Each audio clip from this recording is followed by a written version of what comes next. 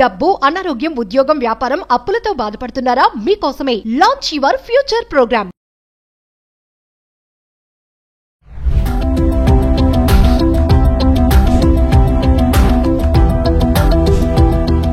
Suman TV ప్రేక్షకులకు నమస్కారం. Senior citizens కోసం పోస్ట్ ఆఫీస్లో మరొక మంచి పథకం మనకు వచ్చింది.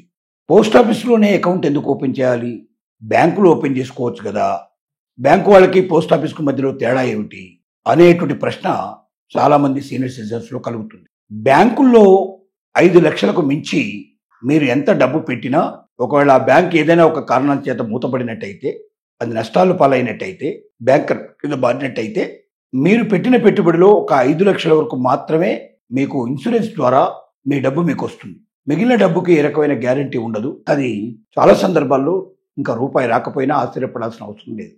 కానీ పోస్ట్ ఆఫీస్లో అలా కాదు. పోస్ట్ ఆఫీస్ సెంట్రల్ మనకు గవర్నమెంట్ కింద నడుస్తుంది కాబట్టి పెట్టిన పెట్టుబడి ఎంతైనా సరే, మీరు 30 లక్షలైనా 50 లక్షలైనా ₹1,00,00,000 పెట్టినా కూడా ఈ డబ్బు మీకు ఎక్కడికి పోకుండా ప్రతి పైసా మీకు తిరిగిచ్చే బాధ్యతని సెంట్రల్ గవర్నమెంట్ తీసుకుంటుంది. అందువల్ల ప్రతి సీనియర్ సిటిజన్ మరియు సీనియర్ సిటిజన్ కాని వారు కూడా మీరు బ్యాంకుల్లో కన్నా పోస్ట్ ఆఫీస్ లోపల సేవింగ్స్ చేసుకున్నట్టయితే వడ్డీ రేట్ ఎక్కువ వస్తుంది. దాంతోపాటుగా మీరు పెట్టిన పెట్టుబడికి భద్రత ఉంటుంది. బ్యాంకులో 5 లక్షలకు మించి మీకు భద్రత లేదు. పోస్ట్ ఆఫీస్లో ఎంత సొమ్ముకైనా 100% గ్యారంటీ ఉంటుంది. ఇది ప్రధానంగా ప్రతి ఒక్క పౌరుడు తెలుసుకోవాల్సిన విషయం, ముఖ్యంగా సీనియర్ సిటిజన్స్ గ్రహించాల్సిన విషయం. ఇప్పుడు సీనియర్ సిటిజన్ స్కీమ్ అనేటువంటి ఏదైతే కొత్త పథకాన్ని తీసుకొచ్చిందో పోస్ట్ ఆఫీసు లోపల, దీంట్లో పెట్టుబడి పెట్టదలుచుకున్న వాళ్ళు 30 లక్షల వరకు పెట్టుబడి పెట్టుకునే అవకాశం ఉంది. అంటే మీ రిటైర్మెంట్ బెనిఫిట్స్ని మీరు డైరెక్ట్గా దీంట్లో పెట్టచ్చు. ఇక 55 ఇయర్స్ నుంచి 60 ఇయర్స్ మధ్యలో ఎవరైనా వాలంటీర్ రిటైర్మెంట్ తీసుకున్న వాళ్ళు కూడా ఈ పథకం లోపల మీరు డబ్బులు పెట్టుకోవడానికి మీకు అవకాశం ఉంది. వితంతు ఎవరైనా సరే, మరి పెన్షన్ యొక్క వితంతు వాళ్ళు నామినీ ఉంటారో వాళ్ళు కూడా 50 నుంచి 60 ఇయర్స్ మధ్యలో కూడా ఎవరైనా వాళ్ళు మనీ క్లెయిమ్ చేసుకుంటే గవర్నమెంట్ ఇచ్చి ఆ డబ్బును కూడా తీసుకుని దీంట్లో పెట్టుకోవడానికి అవకాశాలు ఉంటాయి. సింగిల్ అకౌంట్లో అయితే 30 లక్షల వరకు మ్యాక్సిమం పెట్టాలి. ₹1000 నుంచి మొదలు పెడితే 30 లక్షల దాకా పెట్టుకునే అవకాశం ఉంది. అదే జాయింట్ అకౌంట్ భార్యతో కలిపి పెట్టుకున్నట్టయితే ఇద్దరు 60 లక్షల దాకా పెట్టుకోవడానికి కూడా పాసిబిలిటీ ఉంది. దీంట్లోపల 8.2% ఇంట్రెస్ట్ వస్తుంది. హయ్యెస్ట్ ఇంట్రెస్ట్ ఉన్నట్టు వేరే ఎక్కడ కూడా ఏ బ్యాంకులో కానీ ఇంకా వేరే చోట ఎక్కడ కూడా దొరకనటువంటి గొప్ప ఇంట్రెస్ట్ 8.2% ఇంట్రెస్ట్ వస్తుంది. అది 3 నెలలకు ఒకసారి మళ్ళీ మనం తీయకుండా ఉన్నట్టయితే ఆటోమేటిక్గా దాని మీద కాంపౌండ్ ఇంట్రెస్ట్ అనేది కూడా పెరుగుతుంది.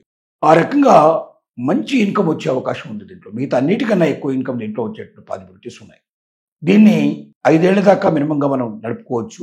5 ఏళ్ల తర్వాత మళ్ళీ కంటిన్యూ చేసుకుంటే ఎక్స్టెన్షన్ కోసం మనం లెటర్ ఇచ్చినట్టయితే మరొక 3 సంవత్సరాలు, అలా ఎన్ని 3 సంవత్సరాలకు ఒకసారి చొప్పున దీన్ని ఎంతకాలమైనా కంటిన్యూ చేయడానికి అవకాశం ఉంది. దీని లోపల మరి మనం ఇంట్లో కూర్చొని కూడా ఈ అకౌంట్ ఓపెన్ చేయొచ్చు అంటే చేసే అవకాశాలు ఉన్నాయి.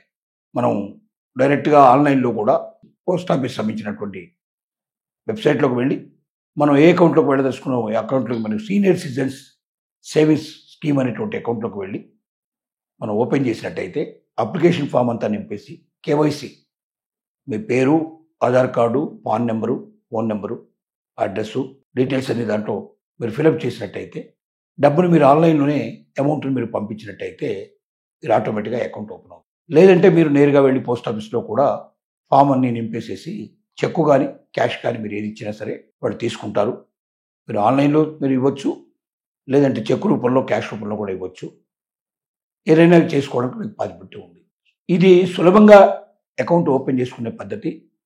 ఒకవేళ ఎన్ఆర్ఐస్ ఎవరైనా అంటే ఈ అకౌంట్ ఓపెన్ చేసిన తర్వాత వాళ్ళ పిల్లలతో వాళ్ళు సెటిల్ అయిపోయి వేరే దేశాలకు వెళ్ళిపోయారనుకోండి, ఎన్ఆర్ఐస్గా మారిపోయారనుకోండి, అలాంటి వాళ్ళకు కూడా వాళ్ళు ఏమీ విచారించాల్సిన అవసరం లేదు. 5 ఏళ్లకు అకౌంట్ పూర్తయిన తర్వాత ఏ అకౌంట్ ట్రాన్స్ఫర్ చేయమంటే అది అకౌంట్కి అక్కడ ట్రాన్స్ఫర్ చేస్తారు. బ్యాంకు నుంచి అకౌంట్కి ఎక్కడికైనా ట్రాన్స్ఫర్ చేయమని చేయడానికి బ్యాంకు పోస్ట్ ఆఫీస్ నుంచి బ్యాంక్ అకౌంట్లోకి అయినా ట్రాన్స్ఫర్ చేసుకునే పాసిబిలిటీ ఉంది. అలాగే వడ్డీని కూడా మీరు పోస్ట్ ఆఫీస్లో మీకు అకౌంట్ ఉంటే మీ అకౌంట్లోకి ఈ వడ్డీ డబ్బుని దాంట్లో తీసుకోవచ్చు. లేదంటే మీరు డైరెక్ట్గా ఏదైనా బ్యాంకులో అకౌంట్ ఉంటే అక్కడికైనా పంపించమని చెప్పచ్చు. అలాగే దీంట్లోపల ఎవరైనా మరి ఎమర్జెన్సీగా డబ్బు అవసరమై దీన్ని విత్డ్రా చేసుకోవాలనుకునే వాళ్ళకి మాత్రం 1 సంవత్సరం లోపల మీరు విత్డ్రా చేసుకున్నట్టయితే అప్పటిదాకా వచ్చిన వడ్డీ అంతా మీరు నష్టపోయి అసలు డబ్బులు మాత్రం మీ చేతికి వస్తాయి.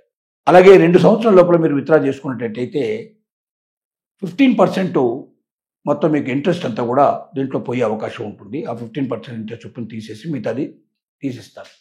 2 ఇయర్స్ తర్వాత మాత్రం మీకు ఓన్లీ తక్కువ ఇంట్రెస్ట్ మాత్రమే పోతుంది. ఎక్కువగా మీరు నష్టపడకుండా మీ డబ్బులు మీకు వచ్చే అవకాశం పాసిబిలిటీ ఉంటుంది. అంటే మధ్యలోనే విత్డ్రా చేసుకున్నట్టయితే. ఏది ఏమైనప్పటికీ 8.2% మరి వడ్డీ, ప్రతి 3 నెలలకు ఒకసారి వడ్డీ మీద మళ్ళీ చక్రవడ్డీ రావడం, అత్యద్భుతమైనట్లు మంచి వడ్డీ రావడం, సేఫ్టీ ఉండడం, మీరు పెట్టిన డబ్బు ఎంతైనా సరే భద్రంగా మీకు సెంట్రల్ గవర్నమెంట్ యొక్క రక్షణతోటి ఎప్పటికైనా సరే తిరిగి వచ్చే అవకాశం, మీరు ఒకవేళ మరణించినట్టయితే మీ నామినీస్కి డబ్బంతా కూడా భద్రంగా చేరడం, ఇలాంటి అనేక రకాలైన ఉన్నత ప్రమాణాలతో కూడుకున్నటువంటి సీనియర్ సిటిజన్స్ సేవింగ్స్ స్కీమ్ అనేటువంటి ఏదైతే ఈ స్కీమ్ ఉందో పోస్ట్ ఆఫీసులో అద్భుతమైన స్కీము. ప్రతి ఒక్కరూ సీనియర్ సిటిజన్ దీని గురించి ఆలోచించాల్సిన అవసరం ఉందని మాత్రం తెలియజేస్తున్నాం.